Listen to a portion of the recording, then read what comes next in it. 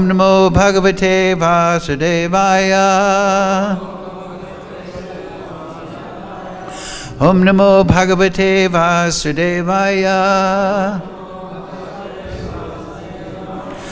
Om Namo Bhagavate Vasudevaya. All together, please. Om Jnana Timarandasya Ganandana Salakaya Chakshurun Militam Yena Tasmai Shri Gurave Namah. Shri Chaitanya Manobhistam Stapitam Yena Bhutale Swayam Rupa Kadamayam Dadati Swapadantikam Vandeham Shri Guru Shri Yukta Padakamalang Shri Gurun Vaishnavangscha Shri Rupam Sagrajatam Sahagana Raganatam Vitam Tam Sajivam Sarvetam Savadutam Prajna Sahitam Krishna Chaitanya Devam Shri Radha Krishna Padang Sahagana Lalita Shri Vishakam Vitamscha He Krishna Karana Sindhu Dina Bandhu Jagatpate Gopesha Gopika Kanta Radha Kanta Namostute Tapcha Kanchana Gaurange Radhe Vrindavanishwari Vrishabhana Sutadevi Pranamami Hari Priye Vanchakalpatarubhyascha kripa sindhu bevacha patitanam bhavnebhyo vaishnavebhyo namo namaha. Shri Krishna Chaitanya Prabhu Nityananda Shri Advaita Gadadhar Shivasadi Gaura Bhakta Vrinda Hare Krishna Krishna Krishna Hare Hare Hare Ram Ram Ram Hare Hare. So reading from Srimad Bhagavatam, translation and commentary, His Divine Grace, Srila Asa Bhaktivedanta Goswami Maharaj, Srila Prabhupada Ki Jai. So today's verse is an accumulation of verses, 13 to 27. 27 is on the board here. That is of chapter 13, entitled The Dynasty of Maharaj Nimi. Canto 9. So 13 to 26 don't have purports. So I'll just read the English, then we'll chant the verse on the board here, number 27, in the usual manner. Is that clear?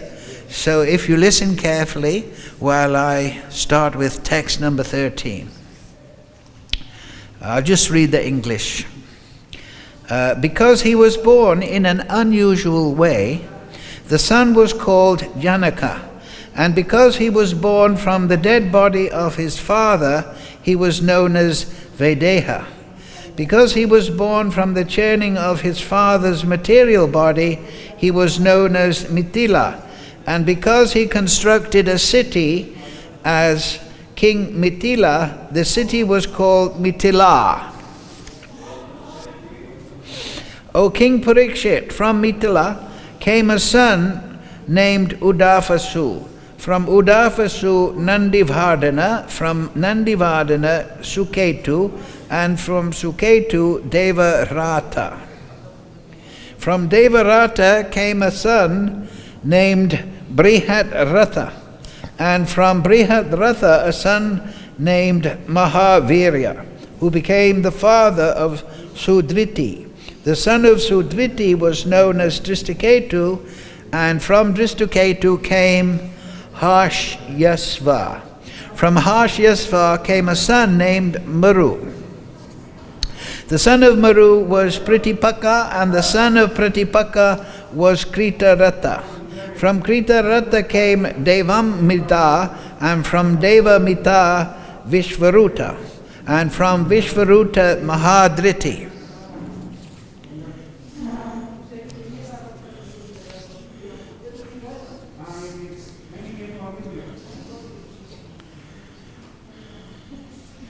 From Mahadriti was born a son named Ketirata, and from Ketirata was born Maharoma. From Maharoma came a son named Swanaroma, and from Swanaroma came Harasvaroma. From Harasvaroma came a son named Sri Rajadra, also called Janaka. When Sri Dwaja was ploughing a field, from the front of his plough, Shira, appeared a daughter named Sita Devi, who later became the wife of Lord Ramchandra. Thus he was known as Siradhwaja. The son of Siradhwaja was Kushadhwaja, and the son of Kushadhwaja was King Dharmadhwaja, who had two sons, namely Kritadhwaja and Mitadhwaja.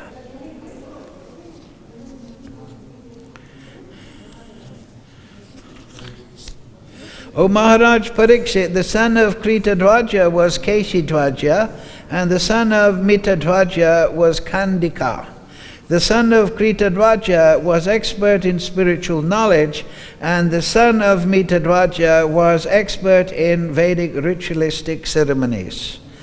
Kandika fled in fear of Keshi-dhwaja. The son of Keshi-dhwaja was Banuman, and the son of Banuman was Satyajumna. The son of Satyajumna was named Suchi. From Suchi, Sanadhwaja was born, and from Sanadhwaja came a son named Ujaketu. The son of Ujaketu was Ajja, and the son of Ajja was Purijit.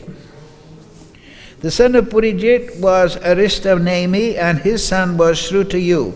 Shrutayu begot a son named Supaksha, and Supakshaka begot Chittaratha. The son of Chittaratha was Shemamadi, who became king of Mithila.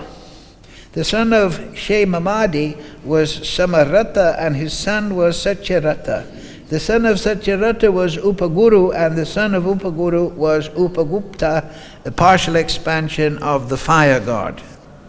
The son of Upagupta was Vasmananta, and the son of Vasmananta was Yuyudha. The son of Yuyudha was Subhasana, and the son of Subhasana was Shruta.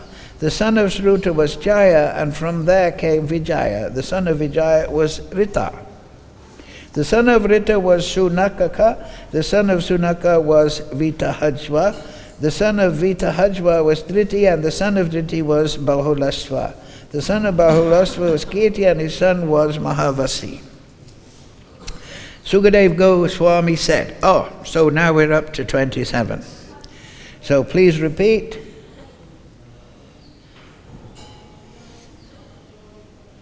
Yes. It's up there on the board, right? Can you see? The writing is a bit small. Please repeat. Ete Vai Maitila Rajan Atma Vidya Visradada Yogeshvara Prasadena Dvanver Mukta Griheshwapi Eteva Maitila Rajan Atma Vidya Visarada Yogesvara Prasadena Dvandve Mukta Griheshwapi. Okay, we'll go straight to the word for word. And we must thank you. Ete, all of them. Vai, indeed. Maitila, the descendants of Mithila. Rajan, O king. Atmavidya Visharada, expert in spiritual knowledge. Yogeshvara Prasadena, by the grace of Yogeshvara, the Supreme Personality of Godhead. Krishna. Dvanver Mukta, they were all freed from the duality of the material world. Greshu api, even those staying at home. Translation, Srila Prabhupada. Sukadeva Goswami said, My dear King Parikshit, all the kings of the dynasty of Mithila were completely in knowledge of their spiritual identity. Therefore, even though staying at home, they were liberated from the duality of material existence. Please repeat. Sukadev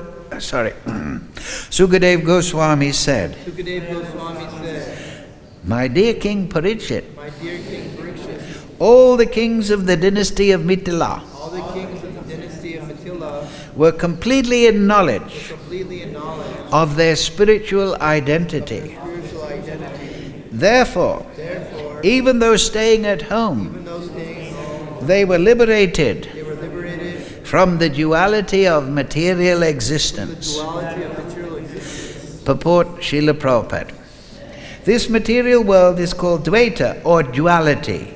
In the Chaitanya Charitamrita, Ancha 4176, it says, Dvaite bhra bhraja jnana sabda manodharma e bhala e manda e sabde brahma. In the world of duality, that is to say, in the material world, so-called goodness and badness are both the same. Therefore, in this world, to distinguish between good and bad, happiness and distress, is meaningless because they are both mental concoction, manudharma. Because everything here is miserable and troublesome, to create an artificial situation and pretend it to be full of happiness is simply an illusion. The liberated person, being above the influence of the three modes of material nature, is unaffected by such dualities in all circumstances. He remains Krishna conscious by tolerating so-called happiness and distress. This is also confirmed in Bhagavad-Gita 2.14. Matra spashastu kunteya shitoshna sukadukadaha agama payano nityas tamstatikshava bharata. O son of Kunti, the non-permanent appearance of happiness and distress and their disappearance in due course are just like the appearance and disappearance of winter and summer seasons. They arise from sense perception of skin of Bharata, and one must learn to tolerate them without being disturbed. Those who are liberated, being on the transcendental platform of rendering service to the Lord, do not care about so-called happiness and distress. They know that these are like changing seasons which are perceivable by contact with the material body.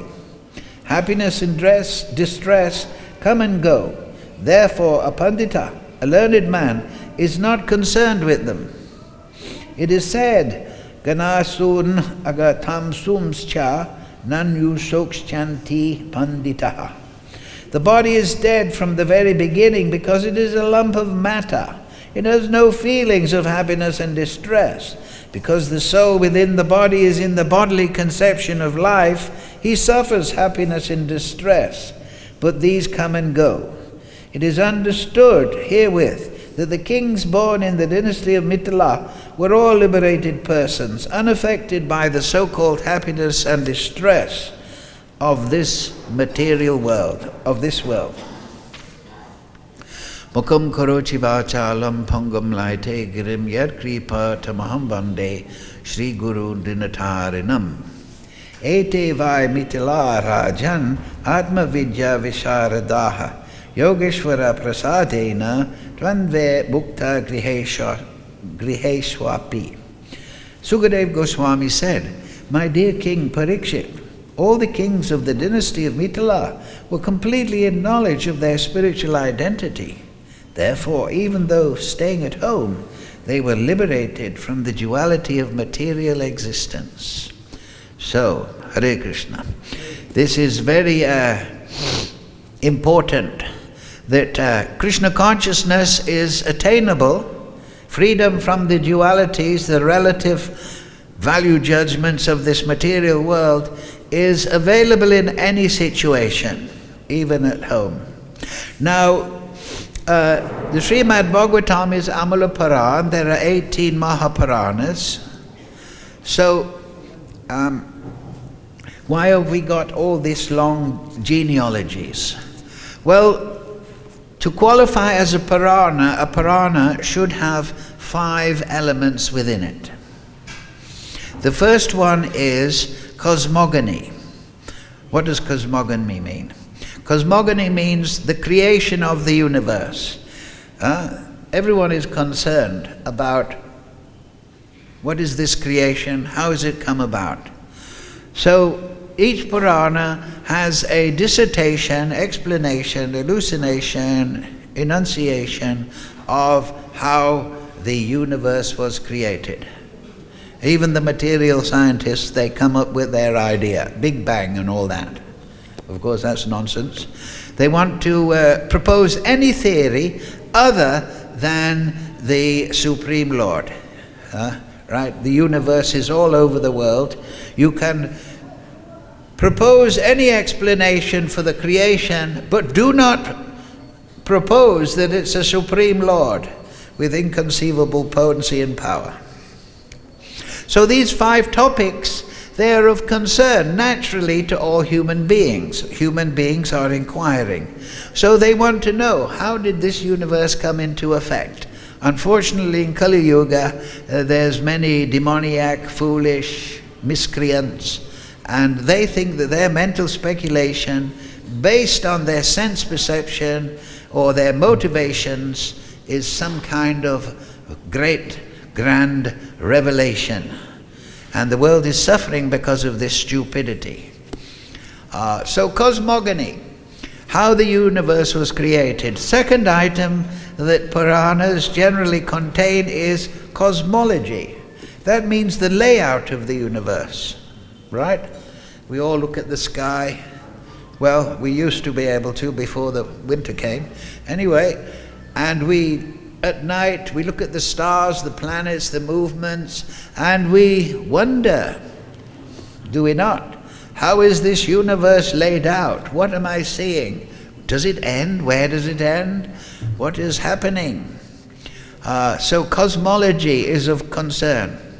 So, interestingly, in the 5th canto of the Bhagavatam, there is a short dissertation on the layout of the universe, but it is prefaced by the direction that if you want to use the empirical senses, pratyaksha, to understand the layout of the universe, then, and you want to use Anuman, interpretation of that sensual information that you'll get from your senses with a telescope or a microscope, whatever. If you want to use that system, you will not find the layout of the universe after millions and millions of births. Because the universe is composed of gross, subtle and spiritual elements, and you are just trying to perceive the material universe with your gross senses and speculating with your limited intelligence. So the layout of the universe is described in the Bhagavatam and in summary form, and it is there as a glorification of the Supreme Lord. That is not to say that it is inaccurate or the measurements are not correct, but rather it is to explain and expand the glorification of the Supreme Lord and satisfy the human inquiry. What is the layout of this universe? How does it work? Cosmology. And then the third element of a Purana is, as we've seen today, the genealogies, the family descent of the Vedic kings, so on and so forth, and their culture, their relation, their activities. The fourth element is the disciplic successions and descents, the genealogy, spiritual genealogy, and the, like I say, the sampradaya, the mat, the teachings of the great sages. So we can see those four elements, right? People are interested how the universe is created, what is the layout of the universe, and then they're also very concerned, who's created me? And they look in the immediate sense towards a genealogy.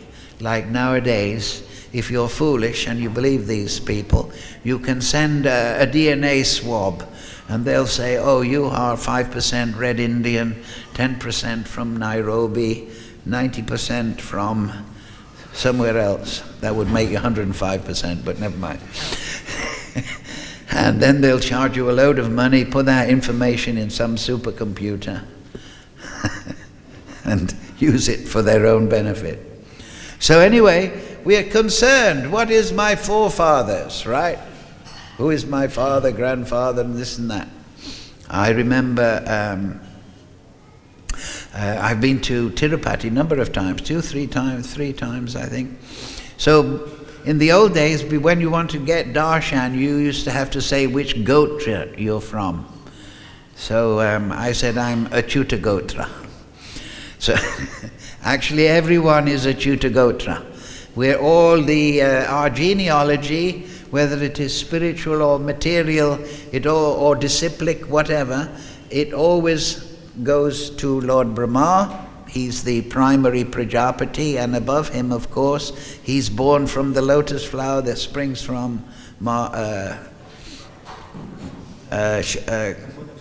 Garbhodakshay Vishnu, and of course he's expanded from Mahavishnu, and they're expanded from Shankarshan, Baladev, Krishna, and we as Atma, Jivatma, we appear as the halo of Srimati Radharani because we are a Shakti. That is described in the purports of Brahma Samhita. So our genealogy goes back that way. So we're also concerned, at least the enlightened people are concerned, what is the words of the sages? What is their genealogy? What have they said? What is said in these different sampradayas? What have the acharyas said? Who is their teacher? Narada, the different Chari Vaishnav sampradaya, who's the sampradaya acharya, something, and what is their teachings? What is their discussion with the Supreme Lord? So the Bhagavatam is full of that, is it not? Particularly that is a content of the Bhagavatam. But then these all lead, if you understand, you can see a kind of relationship. How's the universe created? Then what is the layout of the universe? And then what are the people within the universe? And then what are the teachings within the universe, embodied by the great sages? And then what is the subject of 1, 2, 3, 4? And that is the fifth element, and that is the absolute truth, the summum bonum. Summum bonum means the complete whole, the complete good from which all good emanates. So in this way, the 5 elements of a Purana are there. And their Purana means ancient, historical, not exactly historical. The commentary, the other Vedic literatures are called itihasas. They are histories, like the Mahabharata. That is called an itihasa, because it is the history. It is the stories are put in consecutive form. They are in time sequence, such as the Ramayana, the Mahabharata. But the Puranas, they are mainly elucidating the Vedic message through the words of the great sages, the words of the Supreme Personality, his form, his quality, his pastimes. So they do not necessarily form any time sequence. It might be one story is coming from Satya Yuga, another story is coming from Dwapara Yuga, another story is coming from Treta Yuga, and they may be in other Divya Yugas and in other different times. And also it is there in the commentaries that within the Srimad Bhagavatam, the different Leelas, for example, the Varaha Leela is a combination of different Varaha Leelas. And that Vedavyas, in writing the Srimad Bhagavatam, he combined the different Leelas. in a flexible way. Why is that? Because the main aim of the Puranas is to clarify the Vedic knowledge, not to give a precise historical document of what happened where and when, but rather to give the message. And that message is divided into Sambandha, Abhideya, Prayojan. Sambandha means relationship, Abhideya means process of attainment, and Prayojan means the necessity, the goal. So Sambandha Gyan, and is the knowledge of relationships between the Supreme Lord and his three divisions of energy, the spiritual energy, the material energy, the Jiva Shakti, all their interrelations. Abhideya is bhakti, which is divided into Vaidhi and Bhava Bhakti. Regulated devotion for the neophyte in the stage of sadhana, and then Bhava Bhakti for the Uttamadhikari, whose relationship with the Supreme Lord is awakened. And then Prayojan is not just the goal, but the necessity. So Krishna, the attainment of Krishna consciousness, is not just a goal of life, but it is a necessity. Because we are in this awkward condition, as Prabhupada quoted there in the purport, Matra spasas tu kunteya, sitoshna sukadukada. This material world, as Prabhupada enunciates in the purport, is never going to be a happy place.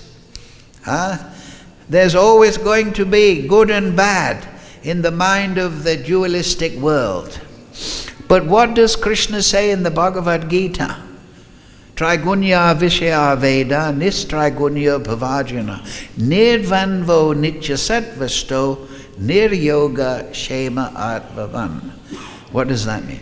That means the Vedas, all this Vedic knowledge, because we are in the material world, it mainly deals with the three modes of material nature.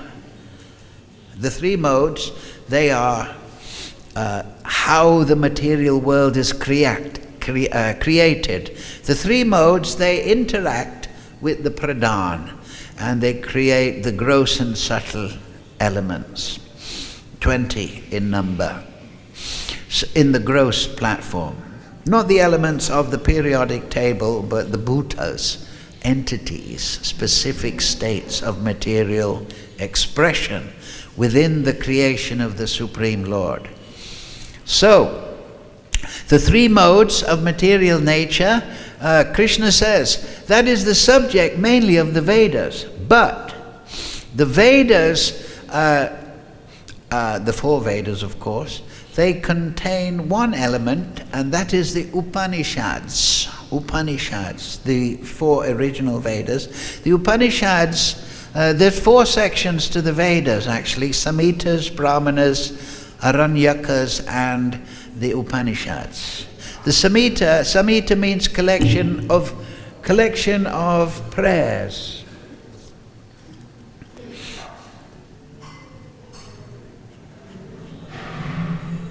Yeah, collection of prayers. Just like you have Brahma Samhita. It's a collection of prayers by Lord Brahma upon his realization of the Summum Bonum, the absolute truth. So Samhita is collection. Samhita Brahmanas means sacrifices and prayers.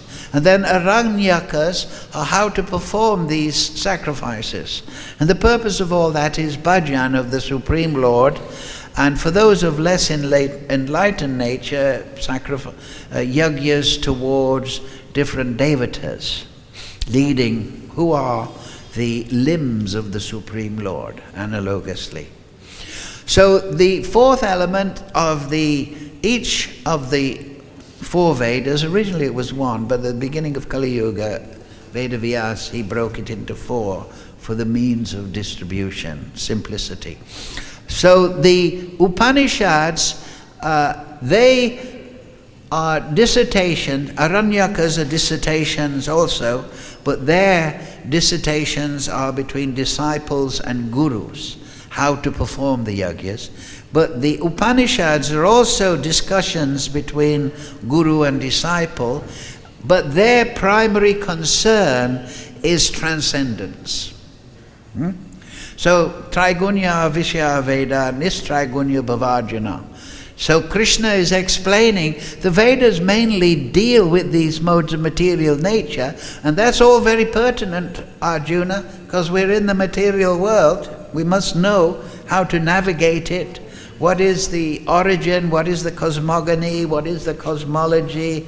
What is the genealogy? These are natural inquiries. So it's mainly dealing with these things. But then he says, Nirvanvo, however, Arjuna, become transcendental to these three modes and be established in the self, dvanve. Just like we have that word here in today's verse, dvanve mukta griheshvapi. These people, they were dvanve mukta. They were free from the dualities. How? Because they were situated on the transcendental platform. So the Upanishads, they describe how to get out of the duality of the material creation that we interpret in a dualistic manner, and how to become established in the self. So that's Dvanve Traigunya Vishya Veda Nistraigunya Bhavajana Nirvanvo Nityasatvasto Niryoga Shema Atvavan. Arjuna, the modes of material nature are the prime discussion, or a large part mainly of the Vedic message. But rise above these modes, become free from all duality and all anxiety for gain and safety. This is very pertinent because Arjuna, he's worried about his safety, the safety of his forefathers, his family, so on. He's on the battlefield. Become free of all that duality. Why? Because Arjuna in the battlefield, he's thinking, I don't want to do this, it's a bad thing to fight. I want to do this. I want to live by begging. That's a good thing. He's in this dualistic manner. Krishna is saying, he's his guru, Shishashteham satimam tvam. Arjuna's already said, I surrender to you. I'm your disciple. Please instruct me. So Krishna is instructing. Become free of this dualistic interpretation of the material world and all this idea for gain and safety, because he was sitting on the battlefield. Even if we win this, our achievement of the kingdom, it'll be tainted with blood. It's very dramatic, his words, right? Become free of all that and Atmavan, be established in the self. So that is the message of the Upanishads. And you find in the Mandukya Upanishad, very short Upanishad, but very important information, it explains this self, this situation of being in the self. That it is not just a philosophical idea or a paradigm or an idea, but it is a practical experience. So in the Mandukya Upanishad, it is explaining that there is 4 types of consciousness that we experience. The first one is susupti, that is deep sleep. It means when you're dreamless. If the consciousness is withdrawn from external activity and it's withdrawn within the soul. And we need that, because this external world is battering us. It batters the consciousness of the soul. So when we go to sleep, we think, forget the world. And if we sleep well, we go into a dreamless state. These things are even perceivable by the materialist with his test tubes and things. Whatever. And so the example is given that just like in the day an eagle flies, But then, as night comes, it perches on the side of a cliff or a mountain, and it withdraws its wings, and then it sleeps. So the consciousness is withdrawn to within the soul, and the soul enters into a Brahman state called susupti. His karmas are not purified, but he stops interacting with the external energy. So susupti, then above that is swapna. That is the dreaming state. All right, so the consciousness is coming out of the soul. Sometimes you enter a dream state when you're at night taking rest. You enter a dream state and then you go back into susupti, swapna, and susupti, swapna, susupti.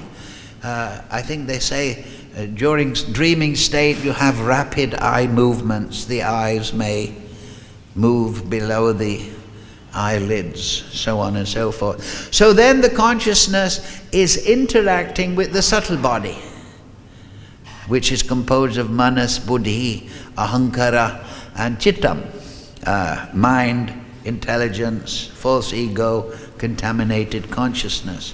So the soul is expressing his perceptual ability within primarily the subtle body. And this is the platform of Rajagun. Susupti is Tamagun. So in that his desires, his aspirations or reactions to various experiences are there. But he loses largely consciousness of his body. So even though he may be a tom-tom driver, he thinks, I'm the king of Vrindavan.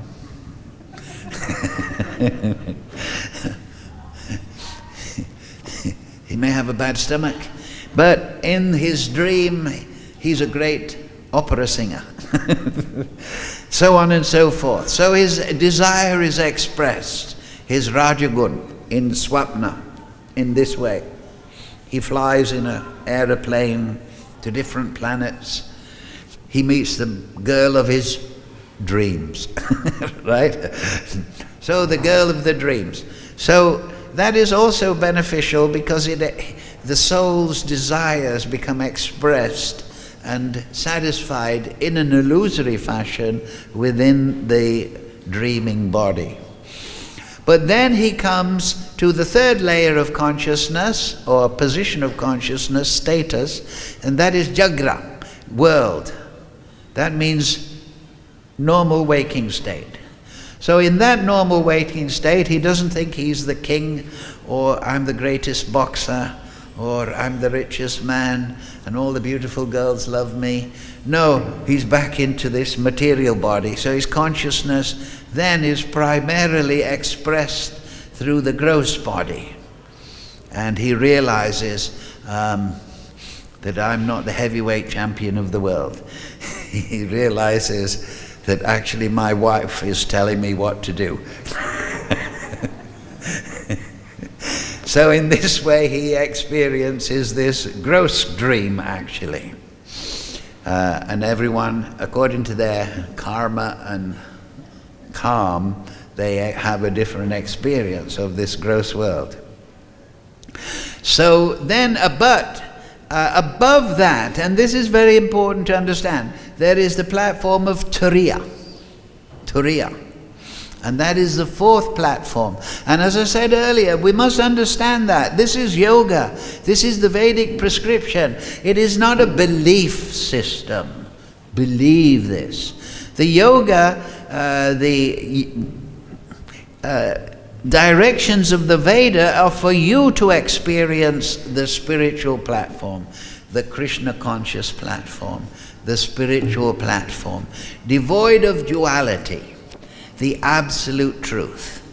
So according to the different ages, different methods, and even within the Gita, 4th chapter, you will find that there are different prescriptions.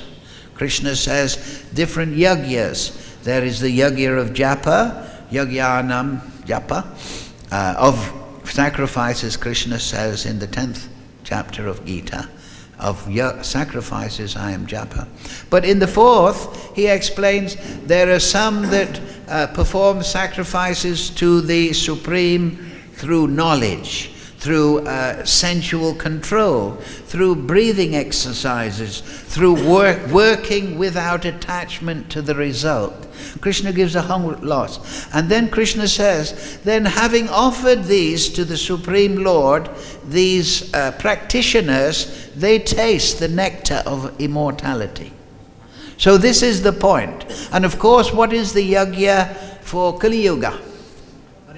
Hare Krishna, Krishna Krishna, Hare Hare, Hare Ram, Ram Ram, Hare Hare. And also to hear the Srimad Bhagavatam. So this is very important. When we're hearing the Bhagavatam, reading the Bhagavatam, and that means the ancillary literatures, all the literatures, like the Gita, the writings of the great Acharya, Chaitanya Charitamrita, we should be perceptual towards the spiritual platform. We should be attentive when we chant our japa. We should try to perceive the spiritual platform. Now we're habituated to being in deep sleep. We're habituated to the dream state. And there are, these psychic type people. They will say, how to awaken your dream, like many people have studied this kind of thing, how to communicate with beings on the subtle plane, so on and so forth. And then there are people that say, you've got to learn how to be diplomatic and deal with people on the gross plane, the waking state. But we should also, in the same manner, use our focus, our ability to perceive the transcendental platform. Just like children, they wake up and they wander around this world and they're trying to figure out what all these funny people called adults are doing. What is going on? So that is spiritual inquiry. That is the purpose of sadhana, not just to run through rules and regulations, but to come to a direct perception of the transcendental platform. And that is the absolute platform. That is the platform of the Supreme Personality of Godhead, who dances with his devotees. It is the nectar of devotion. It is an ocean of rasa. Krishna is rasava saha. He is unlimited in Shakti and potency.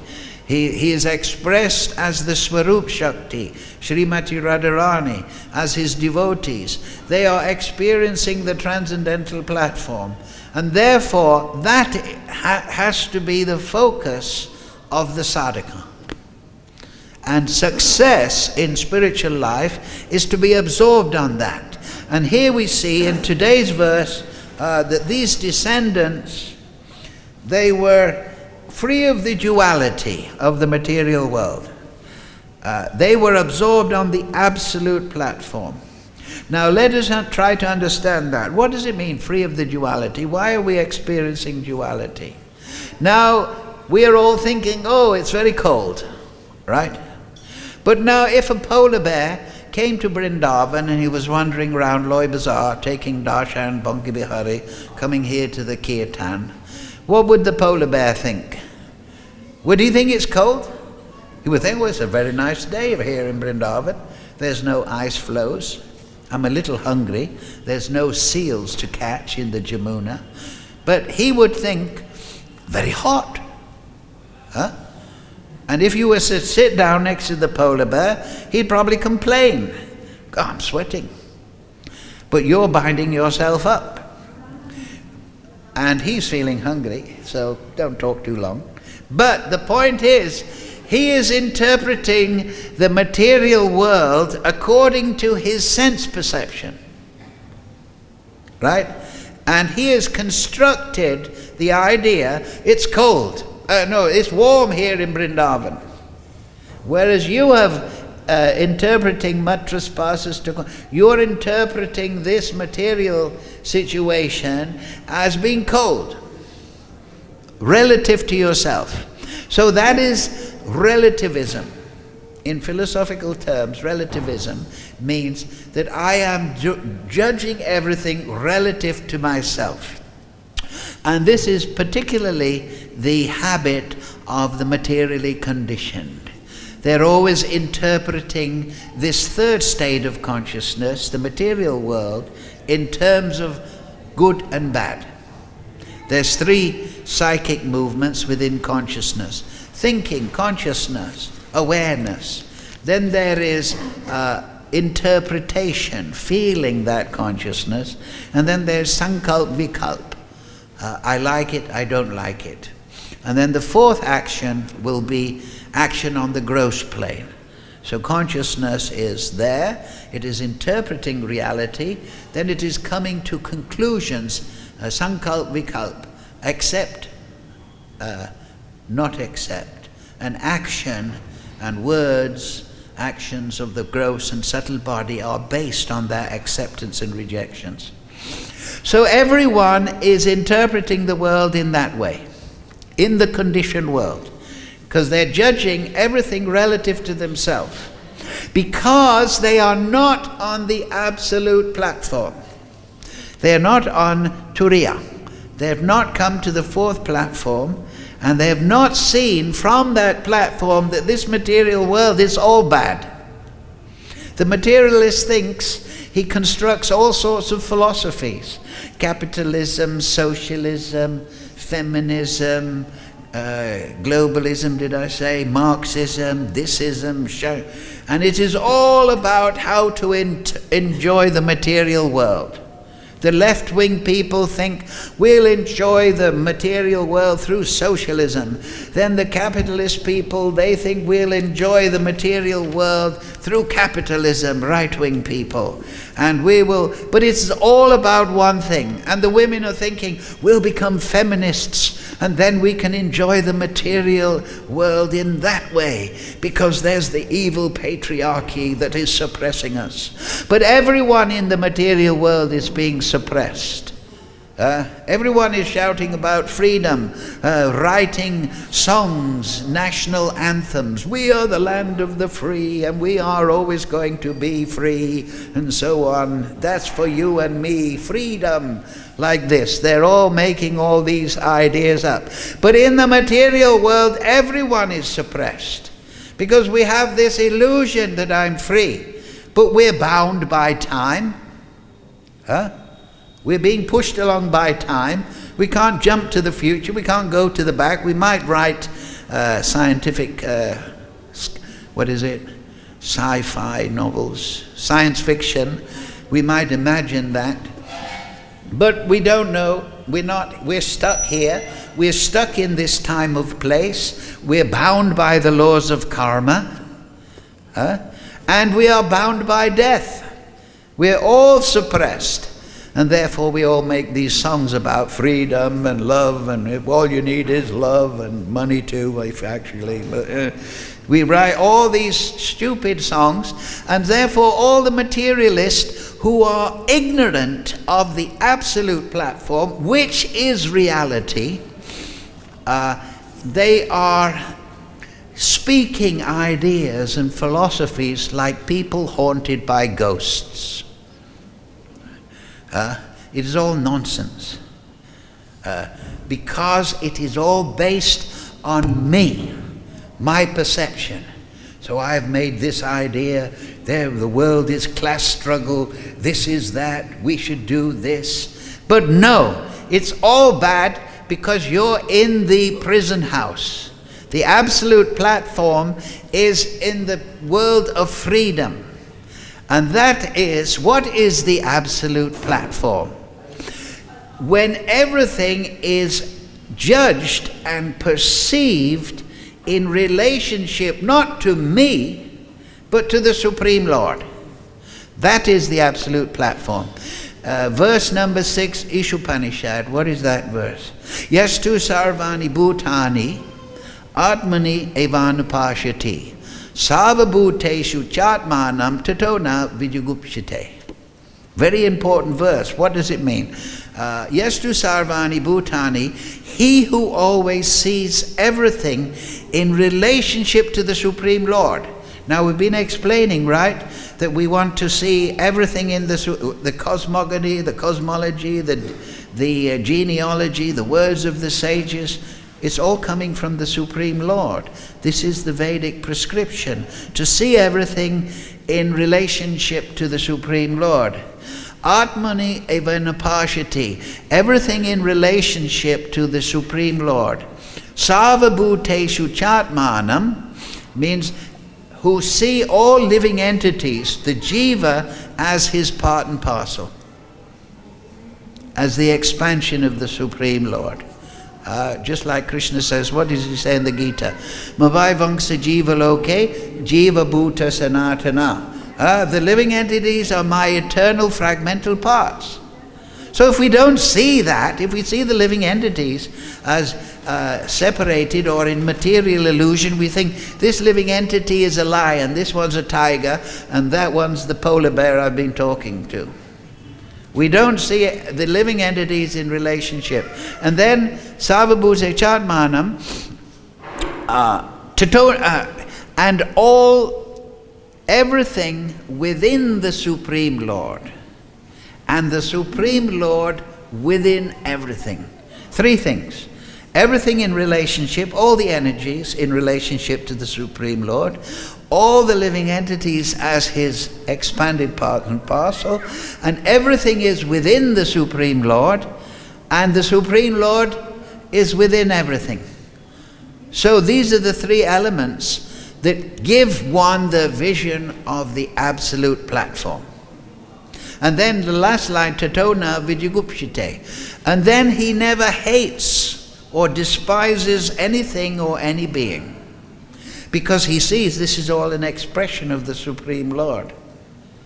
And being on the absolute platform, by being conscious experientially, by experiencing this platform through sadhana bhakti, through chanting Hare Krishna, Krishna Krishna, Hare Hare, Hare Ram, Ram Ram, Hare Hare. He becomes entranced. He becomes in samadhi. He sees, and this, confirmed, is reality. That is reality. The illusory world is to see things disconnected from the Supreme Lord.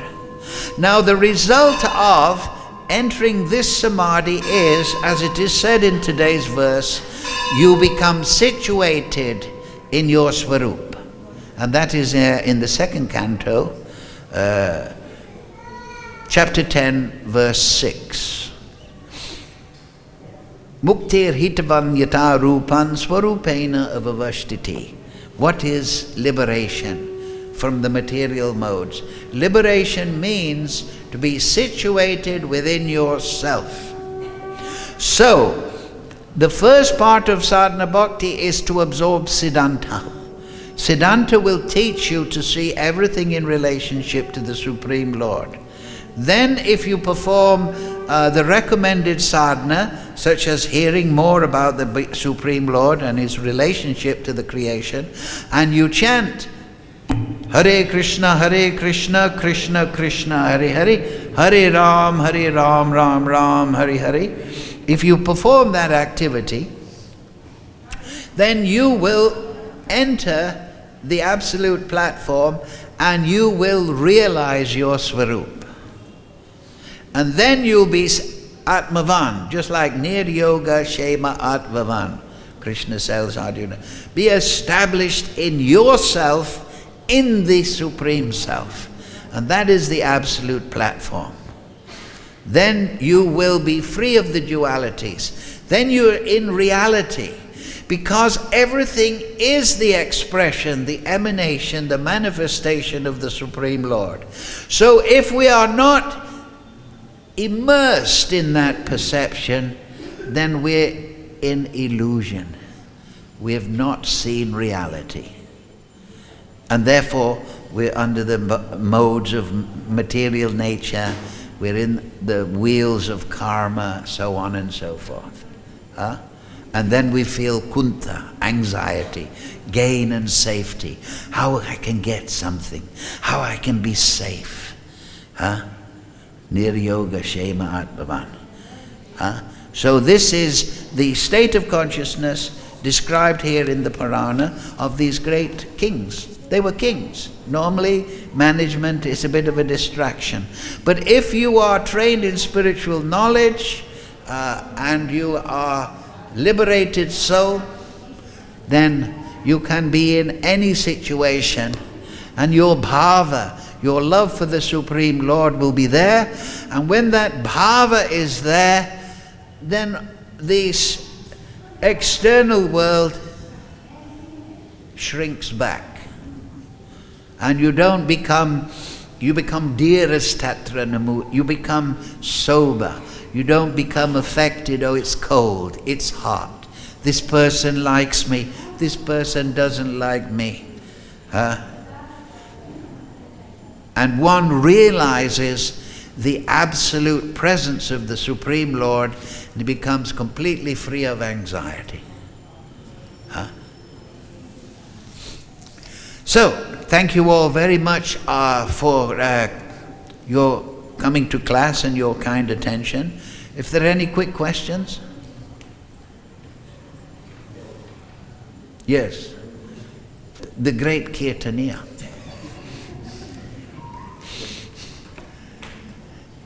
What's for breakfast? Is that your question? I heard it was sponsored today. Yes. How do I sing? What is that melody? Huh? Sometimes we may not be so much able to reflect. We may not be able to reflect so nicely as you did. You made such a wonderful explanation of many things, but we may be not so expert to reflect so nicely on all this subject matter, and we find ourselves where I am. I try to be a devotee. I don't know very much where I'm going actually, and Prabhupada is saying. Quick question. Sorry. Quick question.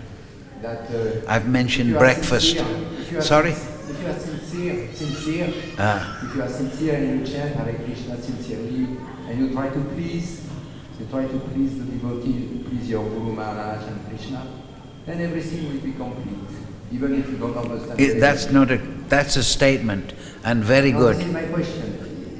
What is your question then? Is it okay to think also like that? Yes, it's perfect. Yes, because it is there in the writings of Bhakti-Vinod. Thank you for your kind words about my feeble attempt to glorify Bhagavad philosophy. However, the question is, yes, we may not be very expert in devotional service, so how we can attain that. So that is at the end of the teaching of Lord Rishabhdev to his sons, the 5th chapter of the 5th canto. He says that those that want to attain the Supreme Lord, leave this material world, go back to Godhead and attain Krishna Prem. Lord Rishabhdev tells his sons, he says, they should consider the mercy, the kripa of the Supreme Lord as the summum bonum of life. Summum bonum means the accumulation of all that is good. It indicates the absolute truth. So if you want your love of God and you want to get out of this material world, which is always going to be dualistic and miserable, and you want to go to the transcendental platform, you should consider everything. Your whole aim of life is to get the mercy of the Supreme Lord. That should be your primary concern. And like you said, Lord Nityananda, he's selling the holy name, which means he's selling Krishna. But is he selling it for money? No. How do you purchase Krishna? Lolam. Desire. Eagerness. Right? So if you have that desire, eagerness, and there's many stories in the Shastra, very humble people that without great talent or intellect or ability, but they loved Krishna and they were sincere.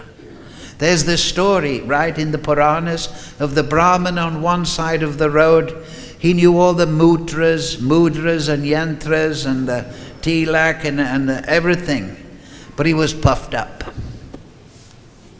And on the other side of the road there was a woman of easy virtue. You know, she was in a fallen state materially, but she was always praying, "Oh Govinda, I wish I was like this saintly Brahman. I wish I could do something to serve you. Please give me your mercy." So who attained Krishna? Was it the puffed up Brahman, or was it the sincere lady of easy virtue? It was the prostitute. Yes. Because everything in this world is prostitution. We are selling ourselves for name, fame, fortune. We're either intellectual or physical prostitutes. We're trying to buy things in this material world. We're selling ourselves. We're selling our soul to false philosophies. So whatever your situation, you should consider, let me get the mercy of Krishna. Let me act so I can get the mercy of Krishna. This is my whole goal in life. Right?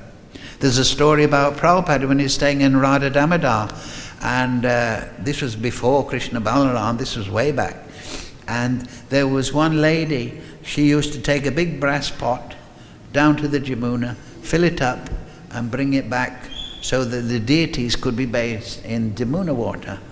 And Prabhupada told the devotees there, she'll go back to Godhead.